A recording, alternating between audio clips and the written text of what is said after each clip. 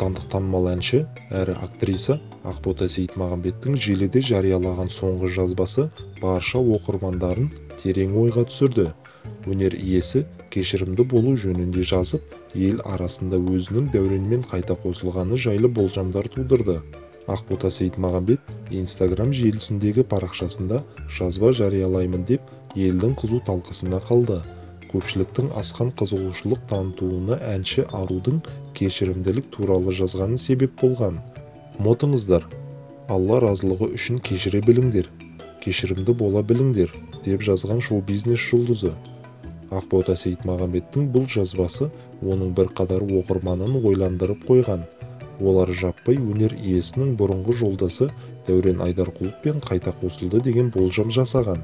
Кейбір желі қолданушылары экс-жұбайлардың табысқанын қалайтынын жазып, екеуі бір-біріне тағы бір мүмкіндік беруі тиіс екенін айтуда. Кешіріп, қайта қосылған ғой шамасы. 2 бала бар. Дұрыс, бірге болыңыздар. Қайта қосылдыңыздар ма? Кешірдіңіз ба? Дұрыс, Ақбота, кешіріңіз оны. Сіздер керемет жұпсыздар. Бұл жазба не мағына береді? Демек қосылған ба? Дәуренмен қайта қосылыңызшы, ол сізді жақсы көреді.